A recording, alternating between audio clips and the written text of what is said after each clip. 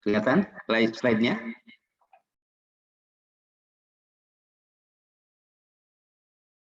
Sudah kelihatan nggak slide-nya? Terlihat, Pak. Ya? Kelihatan, Pak. Sudah terlihat, Pak. Oke, baik ya. Jadi topik kita kali ini adalah imunogenetik yang pertama, yaitu imunoglobulin. Ya.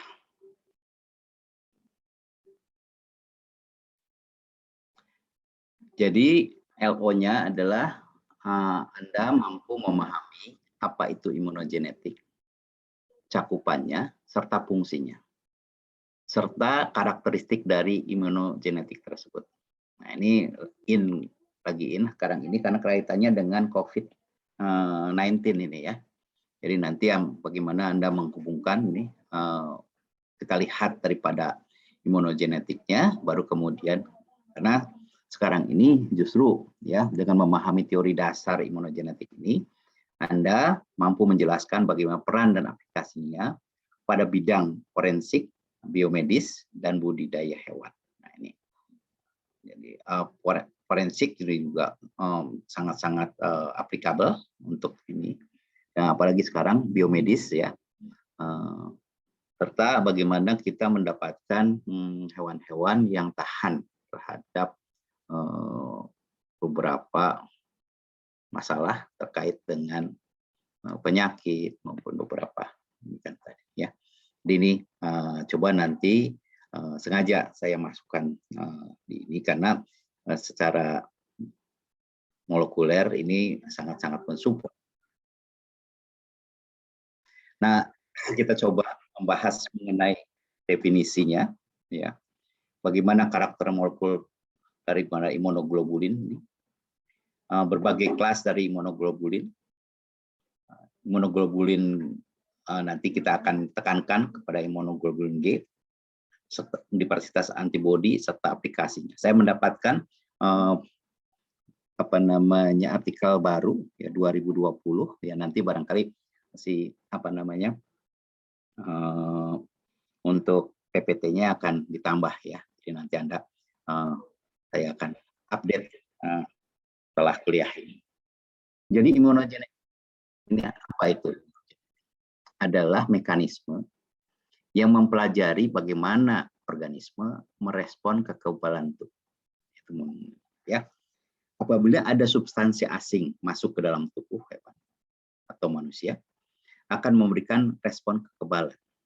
Nah, respon kekebalan ini dikatakan sebagai imun respon. Ya. Ternyata imun respon ini dikendalikan oleh sekumpulan gen-gen. Ini sebetulnya interest kita di apa bedanya dengan imunologi, ya, kuliah imunologi, yaitu tentu saja dasar-dasar daripada imun respon tadi, tetapi ini nanti aplikasinya di dalam evolusi molekuler ini bagaimana sekumpulan gen tersebut ya mampu memproteksi tubuh kita dengan yang kita kenal dengan imunitas tadi. Bagaimana gen-gen bekerja ya. Nah, oleh karena itu nanti kita akan perdalam ini ya ke arah gen-gennya. Oleh karena itu kita berikan dasarnya dulu, kemudian ada aplikasinya gen-gen yang terkait dengan imunogenetik. Ya. Nah, ada dua tipe imun, tentu saja ini kita lihat ada humoral yang terutama produksi antibodi dan sel mediated immune response. Ini yang bisa kita lihat untuk nah, antibodi ya adalah molekul protein yang masuk ke dalam kelas protein dan dikenal sebagai imunoglobulin. Jadi banyak dalam bentuk IG tadi. Dasar struktur dari molekul imunoglobulin adalah 4 rantai asam amino, ya, terdiri dari 2 rantai ringan, identik, dan 2 rantai berat, heavy chain, ya, identik. Di keduanya dihubungkan oleh ikatan disulfid. Nanti kita lihat strukturnya. secara khusus kita lihat di beberapa definisi. Ini imunoglobulin adalah glikoprotein. Nah ini ya. Jadi molekul glikoprotein yang diproduksi oleh plasma sel. Nah, oleh karena itu nanti barangkali dalam ekstraksi gen-gen yang terikat oleh plasma sel, ya. Jadi nanti kita akan bisa apakah gen-gen yang terkait dengan ini Anda ambil dari sel darahnya atau di plasma selnya, ya. Terutama di dalam pada beta sel, ya. Jadi beta sel, bagaimana kita mengambil beta sel kemudian mengekstraksinya. Nah, nanti melihat kaitannya dengan imunoglobulin ini. Apakah bisa misalkan dari organ bagian-bagian yang lainnya, atau tentu saja kalau nanti kaitannya dengan ekspresi gen-nya, maka yang lebih bagus yang kita ekstraksi RNA-nya itu adalah dari sel beta.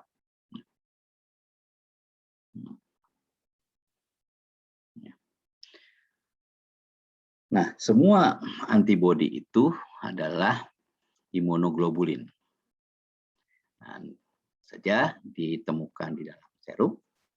Ini kaitannya dengan apa yang dikerjakan oleh Dr. Terawan ya, untuk vaksinnya itu akan sangat-sangat spesifik ya, berbeda dengan yang yang lain.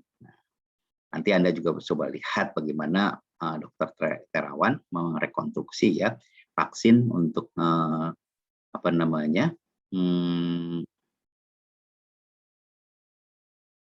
pertahanan terhadap COVID ini ya, ini akan berbeda dengan yang lain di dalam menginikan tadi.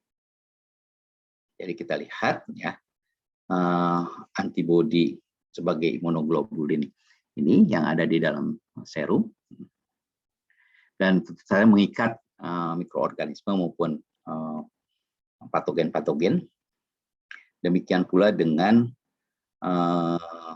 beberapa toksin yang ada di dalam ekstraseluler bagian. Menarik di dalam paper tadi ya, nanti saya akan tunjukkan ke Anda papernya. Antibodi molekul mempunyai dua fungsi utama. Jadi yang pertama adalah antigen binding. Nanti ini antigen binding ini terletak di region variabel yang ada di FAB area dari molekul tadi yang imunoglobulin tadi. Dan yang kedua ada di FC region yang memberikan kemampuan daripada molekul untuk ya berperan di dalam placental transfer. Yang kedua tadi antigen binding ya, yang komplement aktivasi dan binding to FC receptor. Ya, dua ini kan yang kita lihat. Tentu saja lokasi-lokasi ini kita lihat strukturnya dulu barangkali ya. Kita akan lihat strukturnya dulu. Nah di sini ya.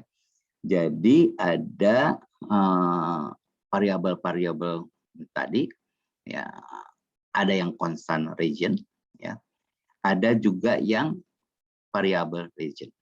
Variabel region tadi yang tadi kaitannya dengan ini tadi yang kita lihat pada FC ya, kemudian juga pada yang satunya tadi yaitu adalah FAB ya. Nanti kita akan lihat lebih detail untuk ini. Berikutnya ya, tadi karena berperan antibodi tadi sebagai antigen binding. Antigen.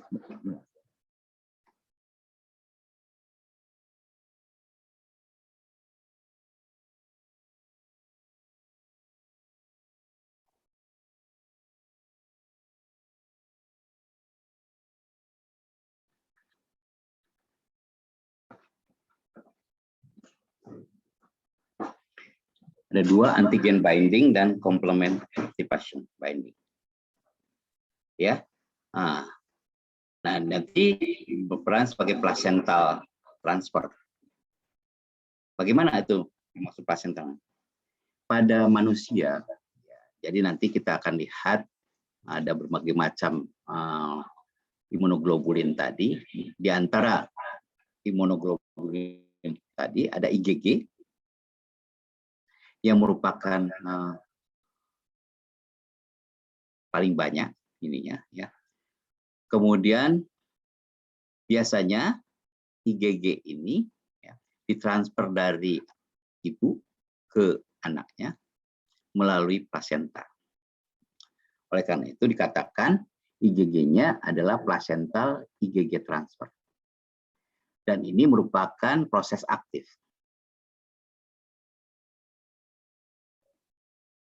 Nah, IgG konsentrasi di dalam fat cell tadi ya, lebih tinggi dibandingkan dengan pada yang terdapat pada darah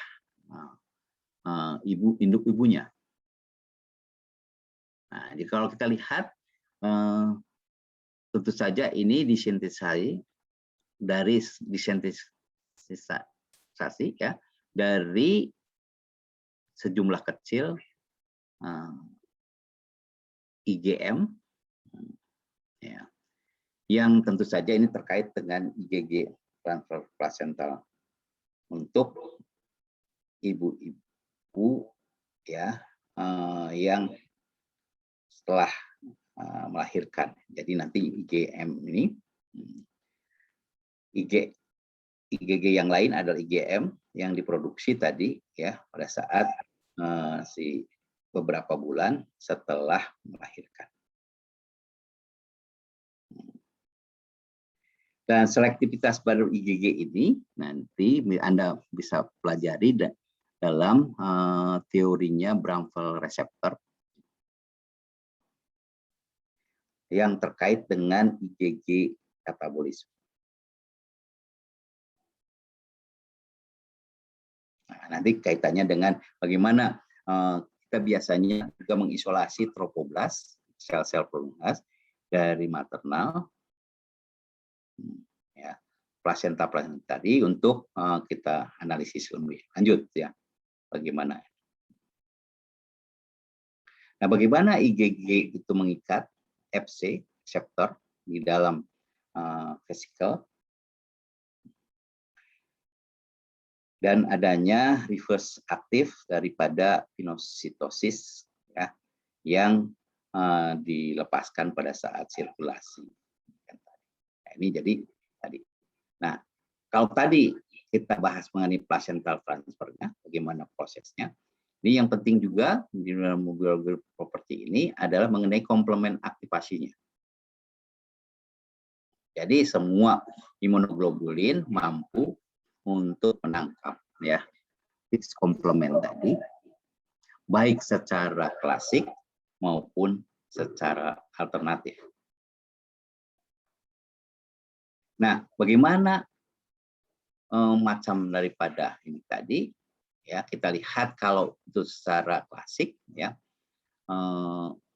maka IgG1, IgG3 dan IgGM molekul itu bagian daripada molekul yang sangat efisien di dalam menangkap maupun mengaktifasi komplement tersebut. Nanti kita lihat juga bagaimana Anda mampu membedakan IgG tadi terbagi-bagi lagi, misalkan beberapa macam ya. Ini kan tadi. Yang kedua, bagaimana konsekuensi dari aktivasi komplement ini? Itu untuk menetralisir ya antibody mediated microbial toxin dan mengeliminasi agen-agen infeksi tadi. Ya. Dan ternyata ya pengaruh-pengaruh yang tadi komplement ini tadi ya aktivasi ini tergantung kepada dua hal. Yang pertama, bagaimana menginikan daripada C3b ini ya di dalam membran mikroorganisme, kemudian bagaimana mekanisme patogenesisnya. Dan C3b ini bertindak sebagai opsonin.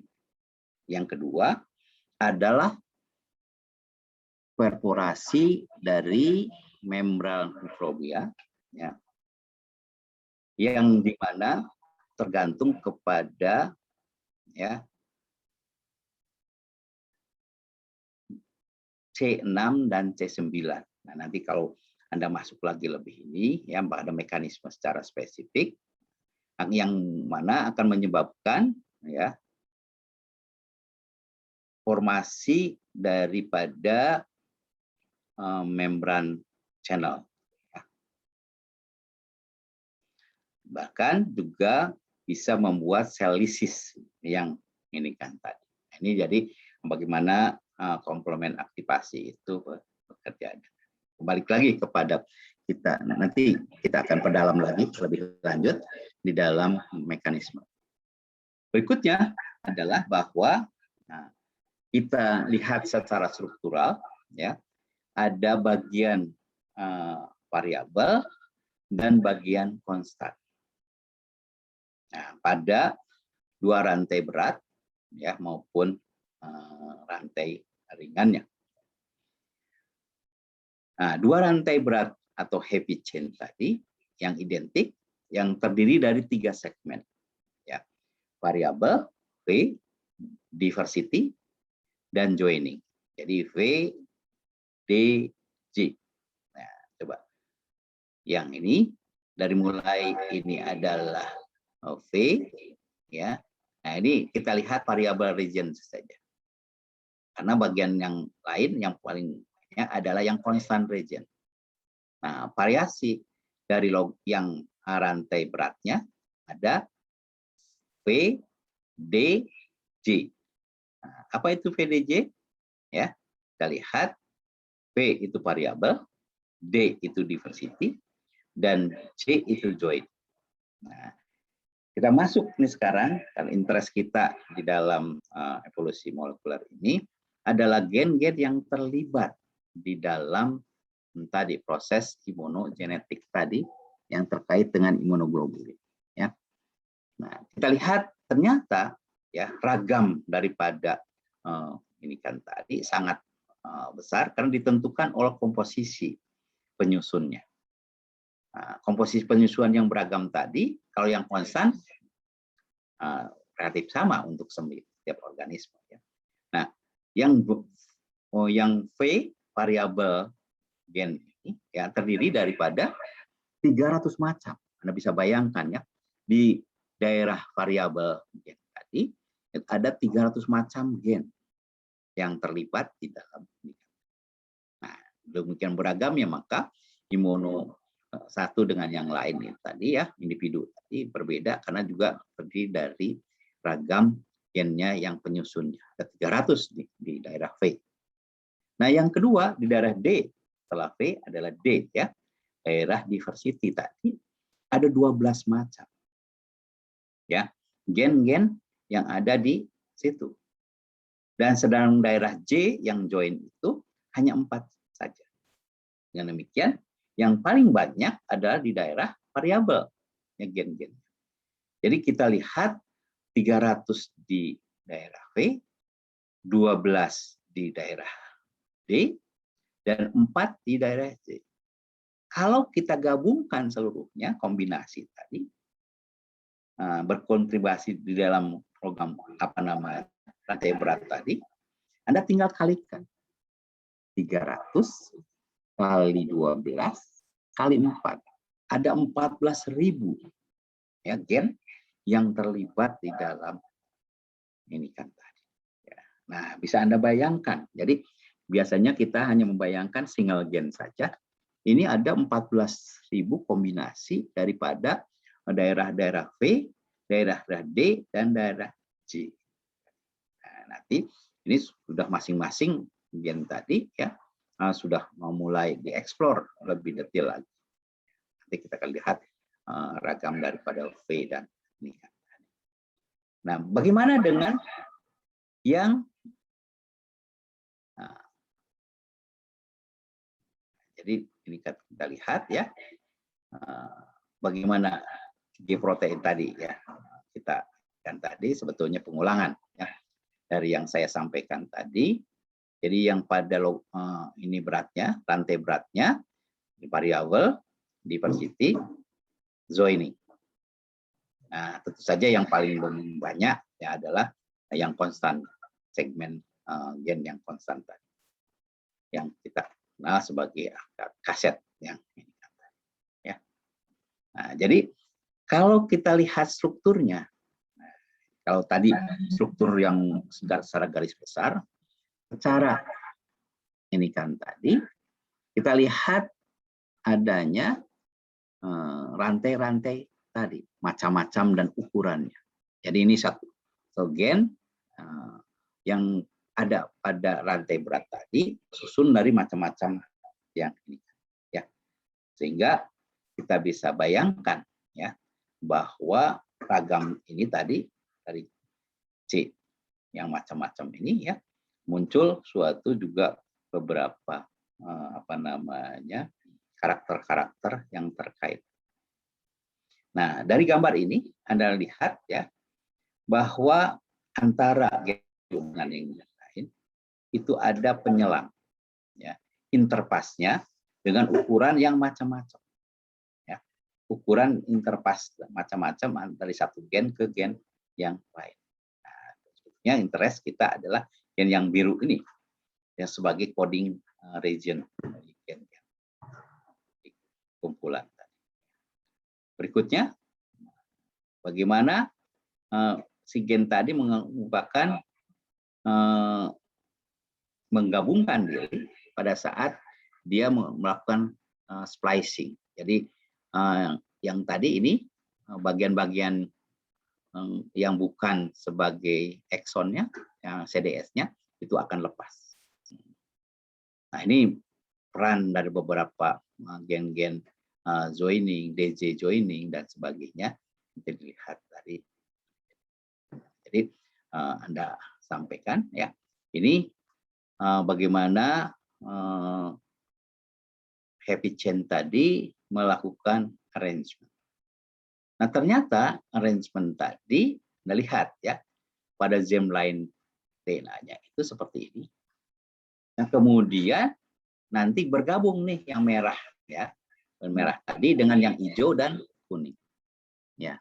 Nanti hijau dan kuning tadi ya yang akan bergabung lagi di dalam rearrangement tadi, bergabung lagi menjadi VDJ tadi ya. Variabel DJ tadi dan ini kan. Nah, barulah kemudian dia akan ditranskripsi. Ditranskripsi tentu saja ada splicing-nya. Nah, yang misalkan ini ya dengan dua tadi ini bergabung, jadi macam-macam itu nanti kombinasi dengan depan tadi ya. Misalkan CX dengan C delta ya. Nah, bergabung, Anda lihat masing-masing, jadi tetap yang depannya itu sama ya. Tetapi gen tadi terpisah-pisah ya. Ada yang terkait dengan gen CX ya. Kemudian juga yang sebelahnya C delta. Jadi depannya sama. Ya, depannya sama ya. Hanya si gen yang ini. Barulah nanti ditranslatasi menjadi polipeptida yang berperan sebagai imunoglobulin tadi. Anda lihat ya, setiap satu rantai ini jadi macam-macam. Nanti tentu saja protein yang dihasilkan dari nikan tadi. Jadi di depannya selalu ada LVDJ tadi. Ini ya, LVDJ tadi rupanya berperan di dalam nanti mentranskripsi mentranslasi ya. Setelah mereka bergabung masing-masing tuh nanti akan ini adalah produk-produk dari rantai berat tadi dengan protein. Bagaimana dengan gen yang sebelahnya? Ya. Nah, gen yang sebelahnya juga sama. Ya. Jadi ini akan mengalami pilihan ya kombinasi-kombinasi daripada tiap DJ tadi. Intinya bahwa dari satu gen yang didapatkan tadi ada unsur L-nya, ya, lain. Nah, kemudian ada V, ya variabel, ada D, ada Z join. Ya, tadi Anda lihat tadi diversity dan join. Ya. Nah, jadi nanti begitu berderet ini ada 300 ya di dalam ini kan tadi bukan 300 macam-macam gen ragamnya, maka dia akan mengikat satu persatu memproduksi ini kan. Bagaimana polanya? Selalu di depannya itu ada L ya, P ya, kemudian DJ, nah baru kemudian masing-masing rangkaian dari gen-gen.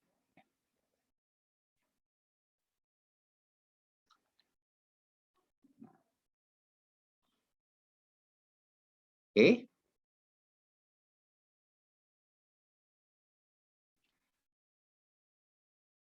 Kalau ini adalah rantai berat, ini adalah rantai ringan. L ini adalah rantai ringan.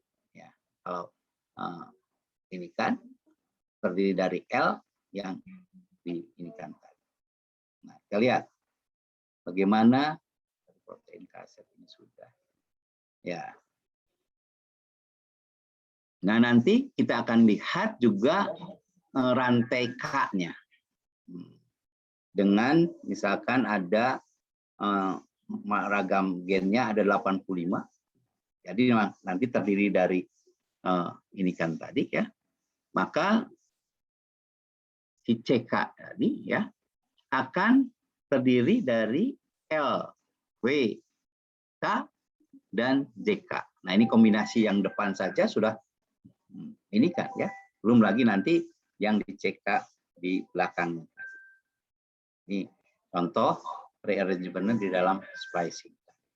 Nah, seperti yang saya sampaikan, bahwa nanti nih, terutama yang kita lihat yang belakang ini ya, nasgen polipeptida di sini kan ada L, P, Z. Nah, ini adalah gennya yang CK tadi. Ya. Nah, baru kemudian di belakangnya poli A. Jadi setiap gen tadi di ujungnya ada poli A. AA tadi. Ya. Nah, sehingga pada saat kita mau memancing dia untuk mendapatkan gen-gen tadi dari RNA yang ada, biasanya kita isolasi untuk mengkarakteristikkan masing-masing tadi, yaitu dengan membuatnya si mRNA tadi ya dijadikan dulu cDNA. cDNA itu ada komplement daripada DNA komplementnya. Ya. Nah, dengan demikian dari mRNA tadi kita dapatkan cDNA. Nah, bagaimana mendapatkan cDNA yang ada tadi ya? Nah, dengan tadi karena karakteristik daripada gen tadi ada poli A-nya, maka kita pancing dengan menambahkan poli T-nya supaya melekat di poli A. Ya. Jadi pada saat amplifikasi, nah, itulah yang kita pilih ya dari rangkaian DNA atau gen-gen yang fungsional tadi ya, kita pancing karena sudah ditempelin dengan poli A, lawan dari poli A yaitu poli T ya, sehingga bagian-bagian yang teramplifikasi dengan poli T tadi sebagai primernya ya, itu merupakan gen-gen target kita yang akan dilihat lebih lanjut. Nah, dengan demikian polanya kita lihat ya, LVJ dan CK ini adalah gen. Ya. Nah, kemudian pada yang rantai ringannya, maka yang L ini, yang hitam itu akan hilang. Ya. Nah, jadi tinggal VJ dan K tadi. Ini kenapa? Nah, kita lihat balik lagi ke strukturnya. Ya. Kenapa kalau rantai berat itu lengkap ada Z, ya ada D, V, DJ, sedangkan pada rantai ringan itu hanya PJ saja. Anda lihat di struktur, saya balikkan ke struktur awal. Nah, ya. Anda lihat, apa bedanya antara rantai berat dengan rantai ringan? Yang pertama, dari ukuran yang konstannya. Anda lihat ya, di sini hanya pendek saja. Sini. Sedangkan pada rantai beratnya, ya, hampir sama dengan rantai ringannya, plus yang di sininya. Ya. Apalagi beda yang kedua adalah dari daerah variabelnya. Kalau rantai berat itu lengkap P, D, J. Sedangkan rantai ringannya hanya V dan J saja. Paham ya? Ini sehingga nanti pada saat kita lihat struktur gen yang ada di rantai berat dan rantai ringan itu berbeda. Itu terutama pada yang komposisi PJ-nya. Ya. Nah, yang ini hanya PJ saja, yang ini lengkap PDJ. Coba lihat, ya, balik lagi ke tadi, joining kaset tadi. Nah, ya, jadi kalau yang rantai berat, ya, lengkap gitu kan, ada L-nya, rantai ringan tadi, ya, kemudian ada yang P-nya, ya, ada D dan J, ya. Nah, ini makanya turun ke sini dari struktur tadi, turun lagi, ya, menjadi mRNA.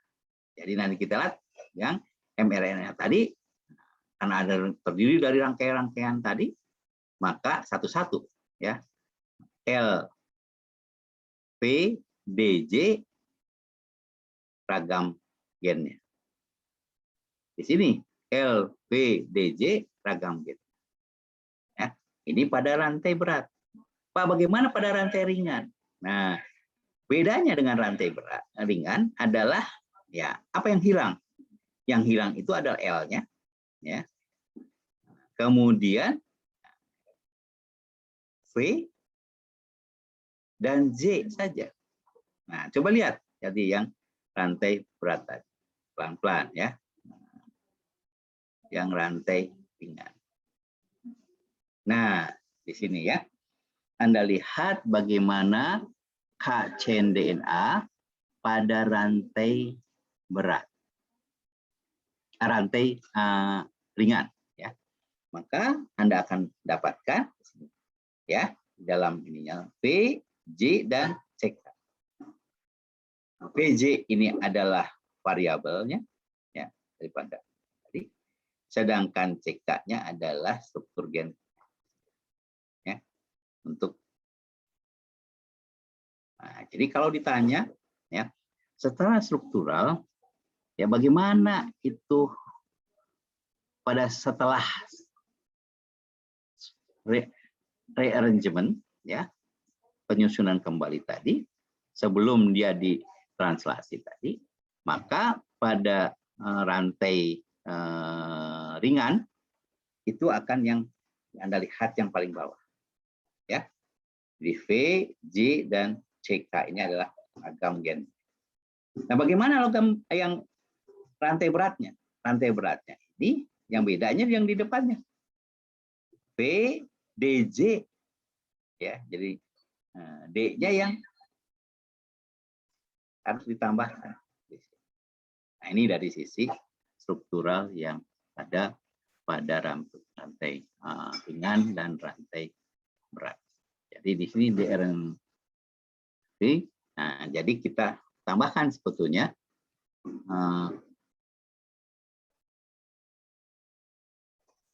on, ya,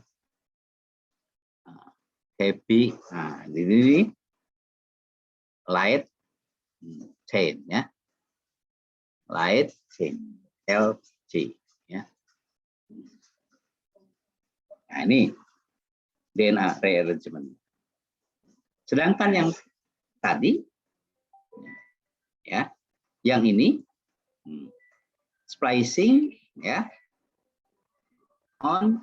Nah, di sini bedanya ini adalah on HC, happy chain, H chain. Jadi ini di sini adalah H chain, ya. Nah, yang ini, yang tadi adalah L chain, ya. Nah, ini dan karena nanti kalau Anda mengisolasi, ya, gen-gen yang terkait dan tadi Anda bisa bedakan, ya.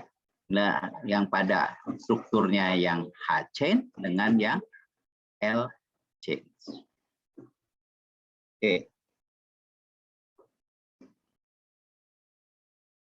Dengan demikian kita lihat, ya, andai kata suatu antibodi terdiri dari satu tipe rantai berat dan satu tipe rantai ringan.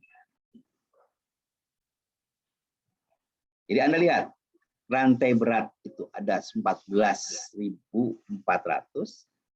rantai ringannya 1.200. Ya. Saya barangkali akan tanya ke Mas Iwan. Mas Iwan, dengar suara saya? Mas Iwan? Siap dengar Pak Dedi. 1.200 itu dari mana itu? 1.200 Pak. Hmm.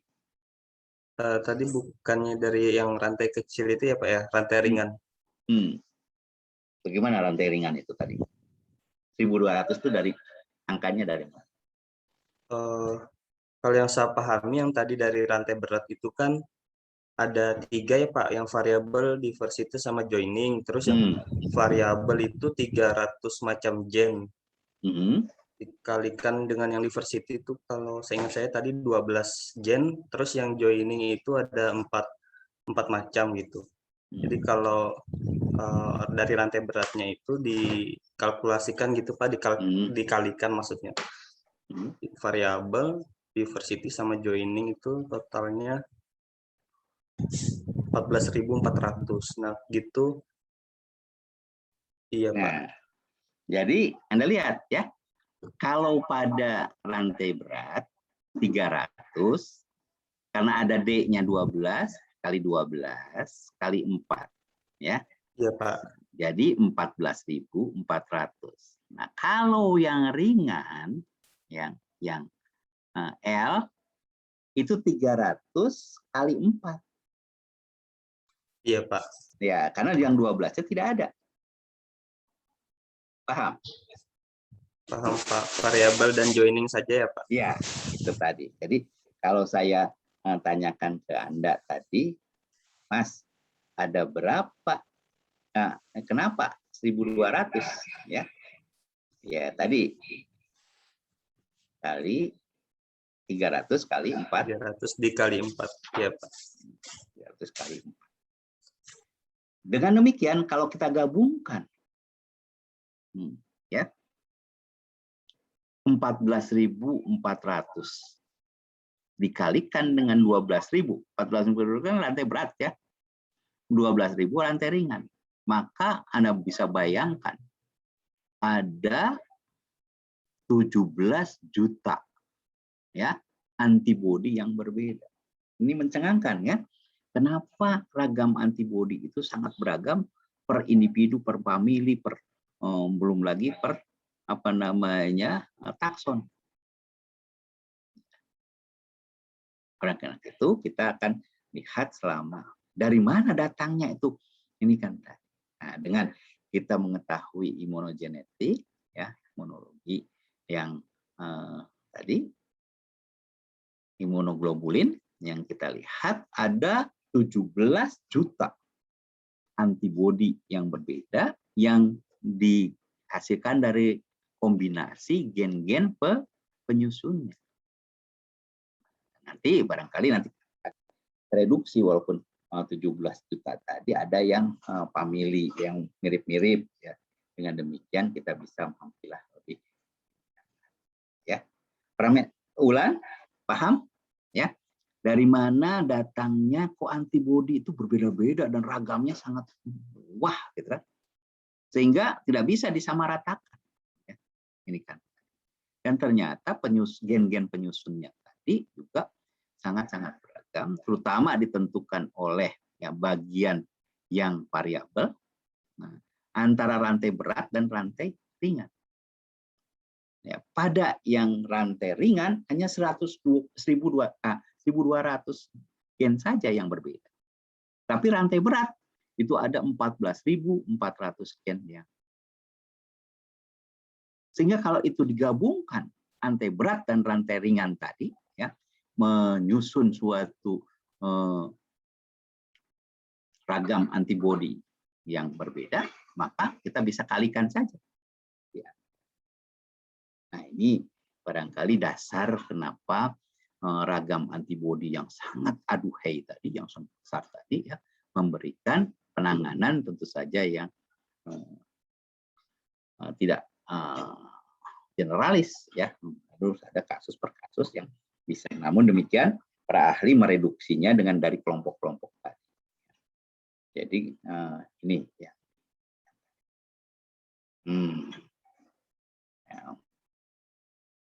Bagaimana tadi? Jadi ada binding yang tadi yang saya sampaikan ke Anda, ya. Jadi kalau itu ada antigen, nempelnya di mana, ya? Nah, tentu saja di tempat binding site-nya. Tadi saya sudah sampaikan kan, ada dua ini kan.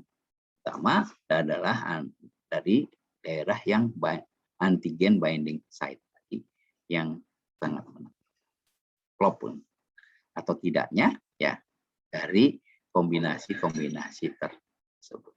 Nah, ini nanti terkait dengan kemampuan tadi dari antigen yang tadi mampu nggak ditangkap melekat ke. Nah, tergantung kepada antigen binding site yang ada. Nah, ini beberapa ragam. Selain itu kita lihat lebih detail. Sebetulnya ini pengulangan pendalaman dari yang ada tadi.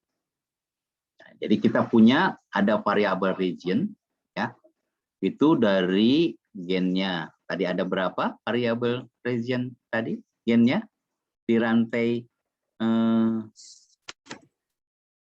Ada 300 macam, Pak. Nah, berarti V1 sampai dengan V300. Ya, Anda lihat di sini kan. PN ini adalah V300. J-nya ada berapa tadi?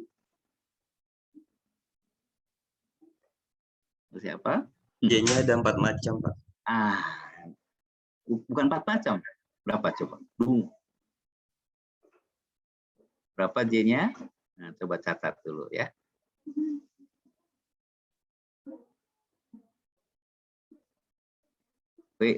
J-nya 4 macam, betul ya? 4 macam.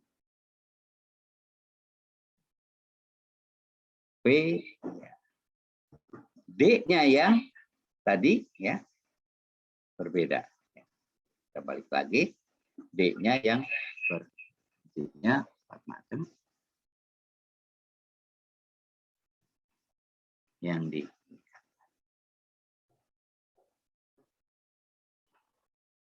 Z variabel, Z variabel.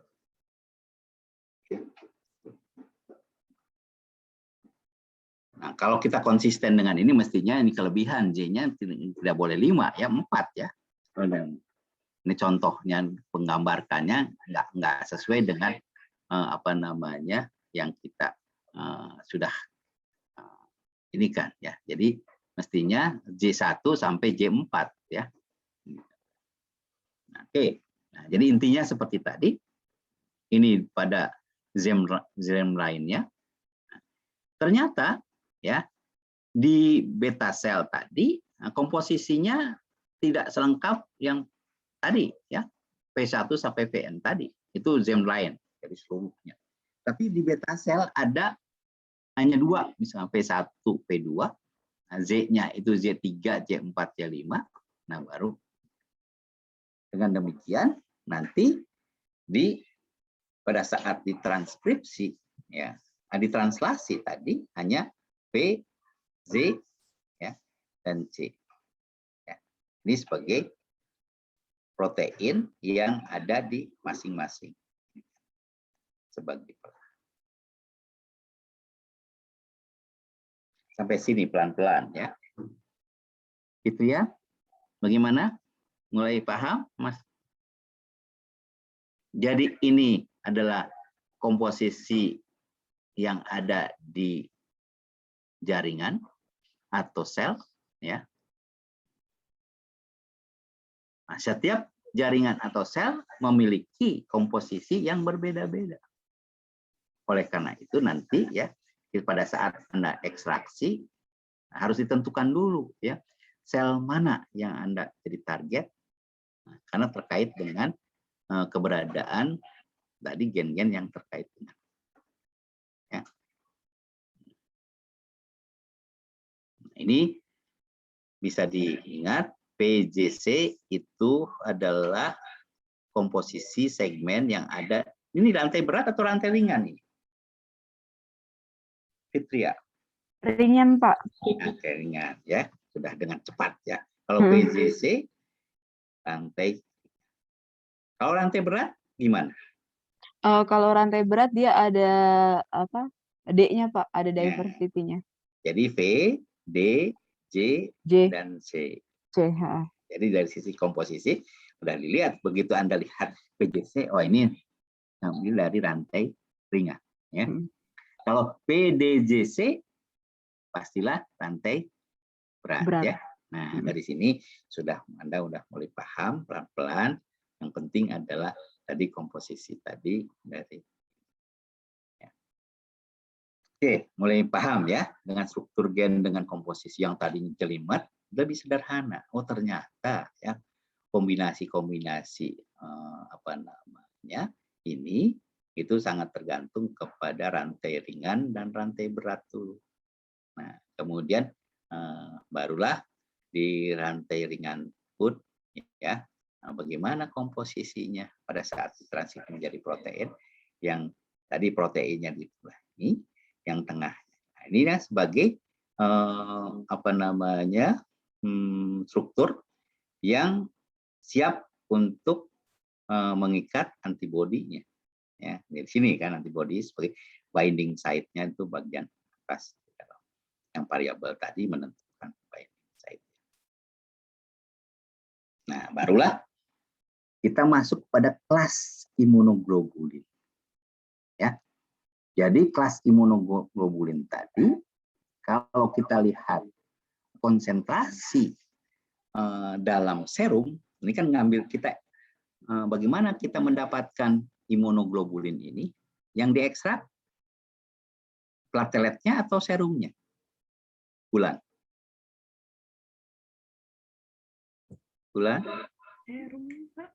Serum. Ya, jadi kalau kita punya darah, punya ini yang ini kan adalah serumnya. Ya. Nah, ternyata ya konsentrasi paling tinggi di dalam serum itu adalah IgG. Anda lihat 13 mg per ml. Konsentrasi paling tinggi. Di mana konsentrasi paling rendah? Kalau serum itu dilihat ya, dari 1, 2, 3, 4, 5 macam IG tadi ya. Itu yang paling rendah adalah IgE. Apa yang membedakan apakah IgG, IgA dan IgE tadi adalah dari rantai beratnya, macam rantai berat, yaitu ya dari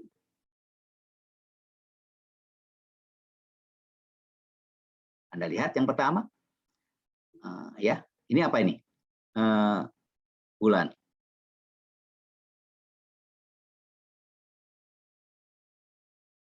Lambang apa? Gamma, Pak. Gamma, ya. Ini adalah gamma, ya. Gamma. Jadi tergantung di rantai berat, ragam dari rantai berat. Begitu dia itu gamma, maka IgG. Mu, IgM. Nah, ini alpha, delta, dan epsilon. Ya. Jadi nama-nama ini sangat tergantung kepada komposisi daripada rantai berat. Sedangkan rantai ringannya sama, ya, K atau lambda. K atau lambda. Jadi, nah baru dari dua ini akan membentuk struktur H2L2 ya, untuk IgG, H2L2 5 blok ya ditambah dengan J. Nah, sedangkan yang ini H2L2 apakah jumlahnya 1 sampai dengan 2 plus J. Ya.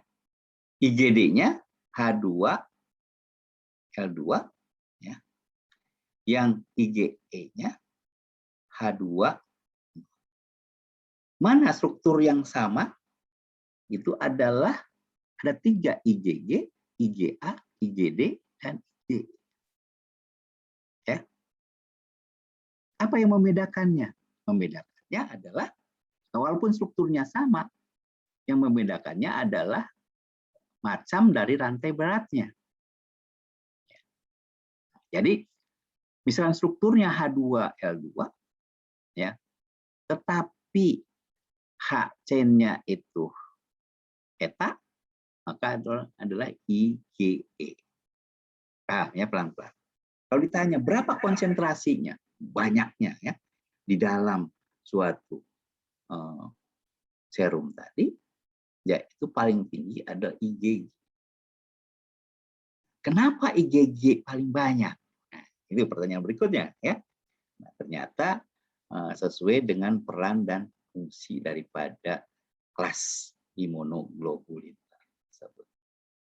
Nah, konsekuensi dari ini tadi ya adalah berat molekulnya. Berat molekul ini terkait dengan apa? Mana yang bawah? Siapa lagi nih selain Tuan ada Mas Fikri. Ya. Berat molekul ini tergantung pada apanya, Mas?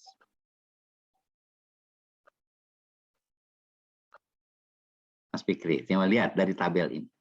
Apa yang membuat dia berat molekulnya itu berbeda dan dekat-dekat? Ya, tidak terlalu jauh tuh bedanya. Silakan Mas Fikri. Ya. Menurut Anda, nggak usah takut ya, nanti kita sama-sama ini. Menurut Anda nih, lihat dari tabel ini, apa yang membuat dia kok berat molekulnya tinggi atau rendah? Kalau menurut saya Pak, melihat dari IgG-nya ini, dilihat perbandingannya, ketika konsentrasi dalam serumnya tinggi, maka berat molekulnya lebih rendah. Kurang tepat ya Mas Fikri. Ya, jadi lihat daripada strukturnya. Ya. Nah, struktur daripada H2L2 ya. Lihat ya. Kemudian H2L2 ada berapa? Ada 3, IgG, IgD, dan IgE. Ya. Dari struktur yang sama, itu yang paling rendah hanya 150 kilodalton untuk IgG. Ya.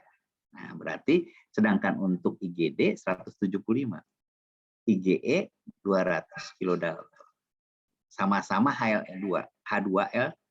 Jadi dari strukturnya.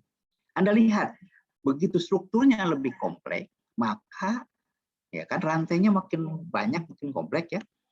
Maka berat molekulnya juga akan semakin besar. Ya. Sebagai contoh, ya, IgA itu H2L2-nya itu ada 1 atau 2 plus C. Bandingkan dengan IgM. IgM itu H2L2-nya sampai 5 blok. Ya, plus J. Pastilah IgM itu berat molekulnya lebih tinggi dibandingkan dengan IgA. Paham ya? Jadi mudah. Kalau dari tabel ini kita bisa dengan cepat, oh Pak, beda strukturnya Pak.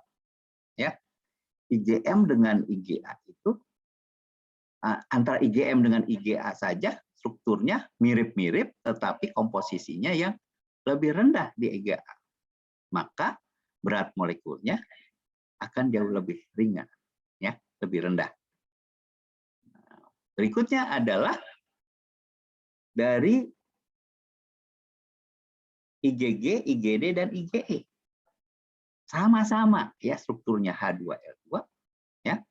Nah, yang nanti yang membedakan adalah dari komposisi G, D, dan E tadi, ya, itu menentukan. Paham, Mas Fikri ya? Jadi bukan ragam, ada memang kontribusi IG, tapi relatif kecil, lebih ditentukan oleh strukturnya dulu, ya. Strukturnya yang mirip-mirip pasti bedanya tidak terlalu jauh, ya. Begitu bedanya jauh tuh yang GM dan IgA kelompok dengan yang itu jauh ya. 200 ini sudah langsung antara 500-an dengan 950. Oke, paham buat yang lainnya, Bu Tanti ya. Bisa lihat bahwa dari struktur tadi akan dengan mudah kita nggak usah putar-putar yang lain, lihat aja strukturnya ya. Udah pasti akan memberikan berat molekul yang ya. Nah, jadi 4 rantai polipeptida IgG tadi ya, 2 rantai berat dan 2 rantai 150 kilodalton. Nah, jumlahnya melimpah. 80% dari imunoglobulin terdiri daripada IgG. Nah, ini baru kemudian beberapa organisme ya ternyata memiliki komposisi gen yang berbeda-beda. Nah, setelah diteliti ini kan tadi, walaupun tadi secara teoritik kan tadi ada sekian ratus, sekian ratus, bisa juga setelah individu tadi ini kan tadi pada mencit ya 134 pH ya 13 pH 4 JH. Jadi ada ini kan tadi ya. Sedangkan yang atas itu rantai berat atau rantai ringan, Ibu Menteri? Rantai berat, Pak. Rantai berat ya. Yang bawahnya adalah rantai ringan. Ada 2 yang berbeda. Yang ini 85, yang ini hanya 2, yang ini 4. Nah, dengan demikian, kalau kita lihat pada happy chain-nya ada 6968, ya. Kemudian rantai ringannya 85 kali 4. Jadi ini ada segmen yang berbeda di rantai ringan. Maka totalnya tinggal kalikan saja 6968 dengan 344, ada sekian kombinasi ya antibodi yang kita bisa dapat.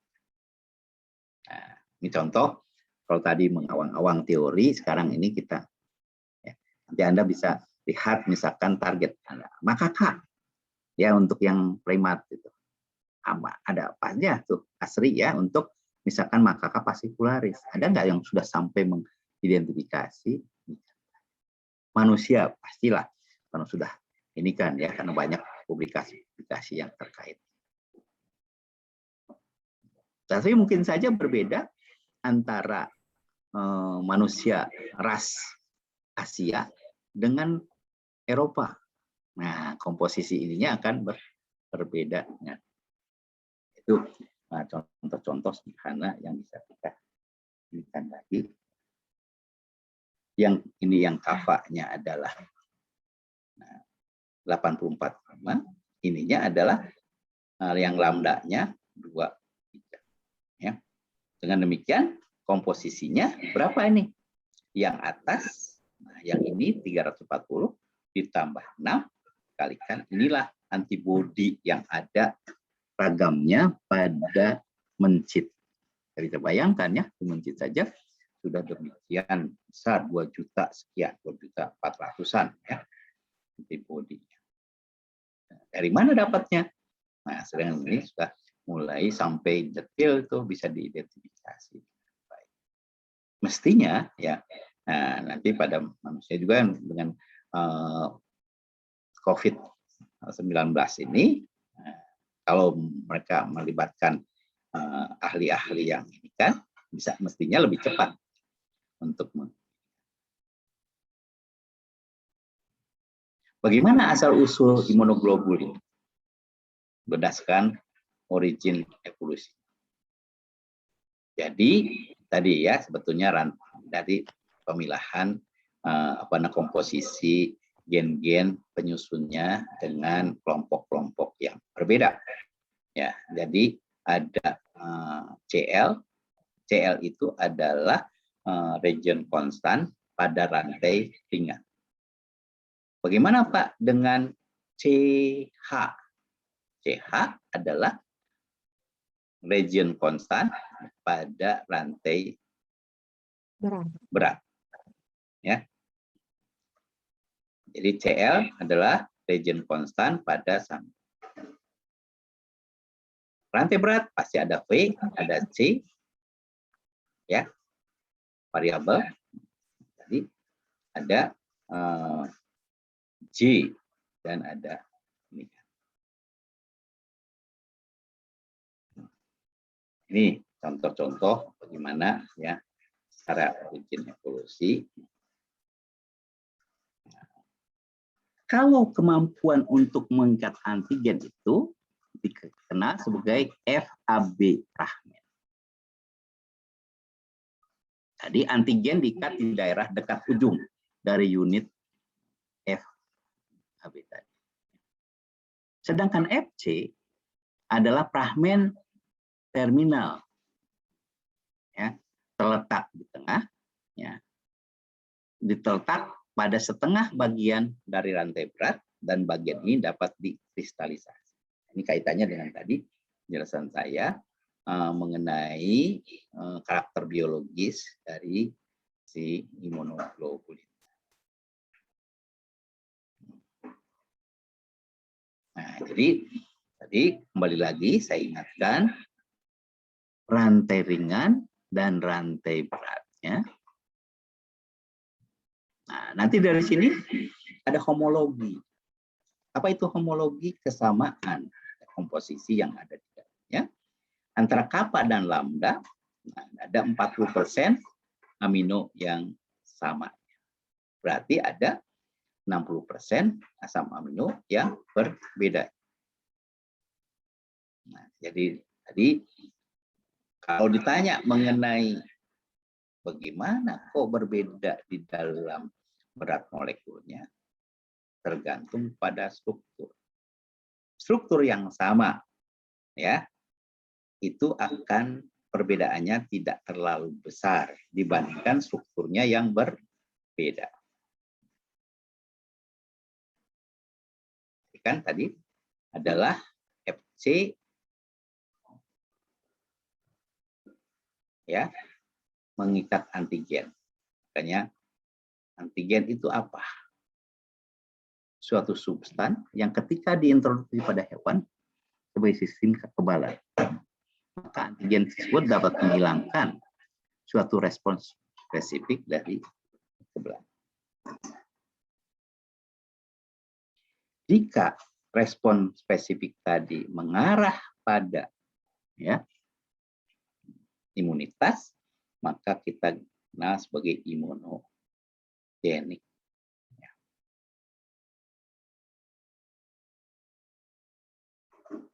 Suatu antigen yang menghasilkan suatu keadaan dari toleransi spesifik disebut suatu tolerogen.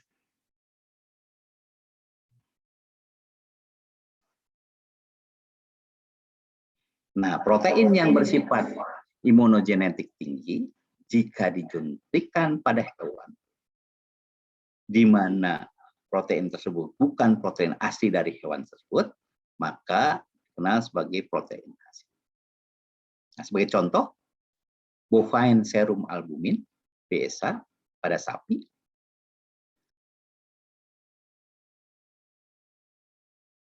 ya, jika disuntikkan pada mencit,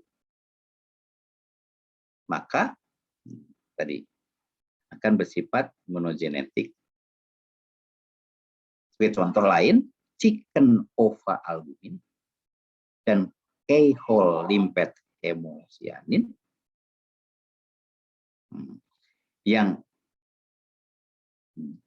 telah diisolasi dari gastropoda marin yang bersifat untuk pigmen pembawa oksigen. Jadi ada beberapa yang tadi diisolasi, kemudian bisa diinikan dengan apa namanya buatan. Nah, ini contoh, ya, tadi. Kenapa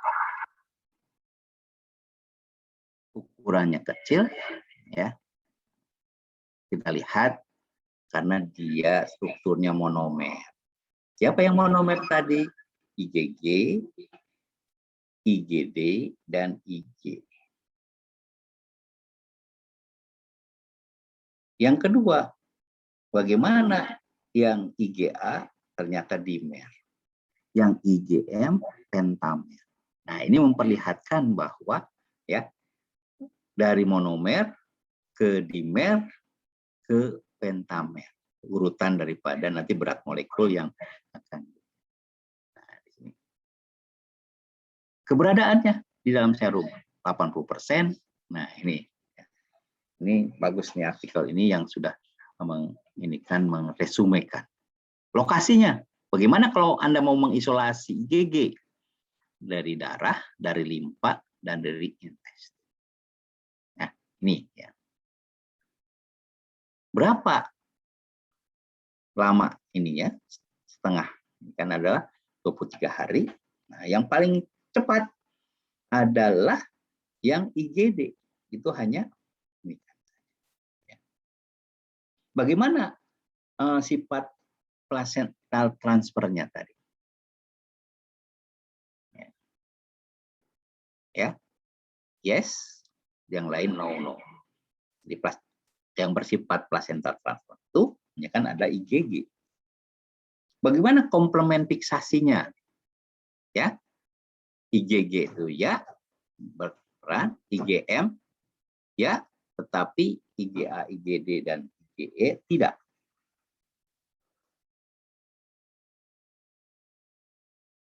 Apa fungsinya? Nah, ini juga secara umum bisa ya. Nah, jadi nanti Anda di dalam pendalaman, saya mintakan tugas Anda adalah bagaimana karakteristik daripada imunoglobulin untuk masing-masing hewan. Ya. Seperti apa? Berarti kan lihat IgG-nya. Ini IgG ini sekarang pada ayam ya, sudah ini kan diisolasi, kemudian juga bisa disuntikan kembali ya, supaya dia bisa. Ya. Tadi sudah ya, tadi. Itu barangkali yang bisa saya sampaikan pelan-pelan ya. Jadi tujuan kita bukan memang imunologi sebenarnya, tetapi kita akan lari kepada target. Nah, nanti barangkali kalau untuk evolusi molekuler, bagaimana kita mengisolasi gen IgG, IgM, itu nanti ke arah teknis ya. Karena misalkan kalau Anda ingin bekerja dengan IgG, tentu saja harus isolasi. Ya. Bahkan sekarang ini dengan rekayasa genetik ada gen IgG tadi, ya, kan ada masing-masing. Tapi kita ingin memproduksi ini kan, maka diselipkanlah ke mikroba dengan rekayasa genetik. Ya. Bahkan sekarang ini ada teknik yang baru, ya, tetap di pada target hewannya, tetapi kita edit gen IgG-nya, diedit, di mana gen IgG-nya misalkan sangat rendah, kita bisa naikkan dengan gen edit. Jadi Anda bisa lihat bagaimana gen editing itu tidak perlu kita keluarkan ke misalkan bakteri, kemudian dimasukkan kembali. Sekarang ini diedit langsung. Ya. Nah, ini teknik-teknik perkembangan terbaru di dalam revolusi biologik tadi. Nah, biasanya kan kita produksi kemudian kita suntikan. Sekarang ini bisa diedit gitu. Ya.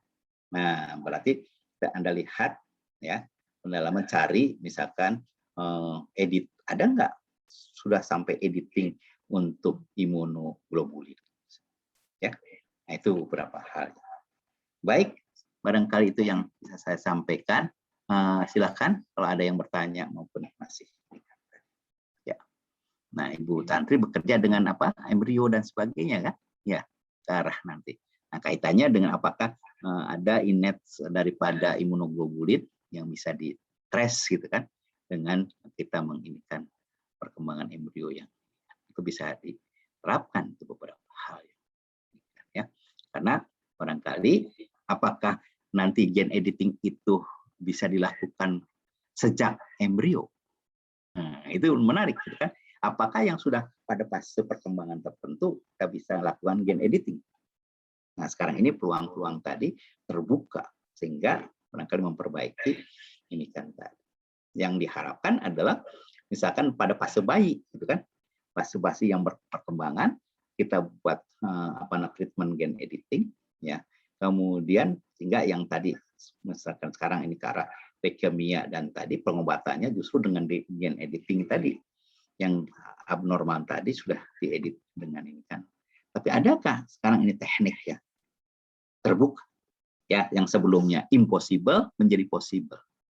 Nah, itu makanya kita harus percaya kepada yang Maha Kuasa. Ternyata ilmunya yang Maha Kuasa itu sangat-sangat luas gitu kan. Dengan kun payakun tadi ternyata tekniknya dengan gen editing gitu kan. Yang Maha Kuasa itu kan hanya ini kan saja buat gen editing bisa ini kan. Jadi sesuatu yang secara ini tidak bisa sembuh gitu kan. Nah, kenapa kok bisa sembuh berkatnya Maha? Bagaimana yang Maha Kuasa mau bisa menyembuhkan tadi? Jangan gen editing itu bagian daripada hanya secuil saja, nanti kita akan muncul lagi yang lain ya untuk hal-hal. Jadi disitulah makanya perkembangan biologis ini di abad ke-21 ya sampai 22 tadi revolusi tadi ini kan ya. Baik, dan mudah-mudahan ya jangan Anda terlalu berat dengan strukturnya. Ada sebetulnya mudah gitu bisa melihat hal-hal yang ini tadi ya dan bisa mengerti. Oke, masih ada yang bertanya atau perlu mempelajari lagi? Ya, nanti saya akan tambahkan di apa namanya di PPT yang ada tadi ya. Saya akan perbaiki, tambahkan lagi supaya karena saya mendapatkan informasi artikel tahun 2000-an ya.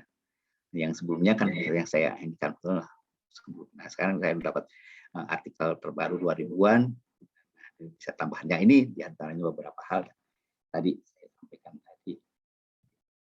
Jadi selalu update. Makanya kalau kita hanya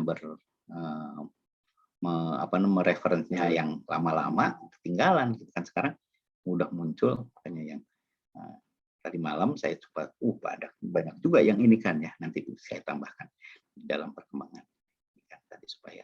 Jadi sekarang ini syukur alhamdulillah ya, informasi itu cepat sekali ya. Dan itu kita bisa menambah ilmu kita dengan step by step, asal Anda rajin gitu. Memasukkan kata kunci mengenai ini. Ini juga saya masukkan kata-kata kunci yang acak gitu, tetapi masih ke arah imunoglobulin, muncullah beberapa artikel. Baik, barangkali itu yang bisa saya sampaikan. Anda masih lagi mari sarapan Anda ya, ada ini kan lagi ya. Tetapi jaga tetap sehat ya. Jangan lupa presensi di IPB Mobile.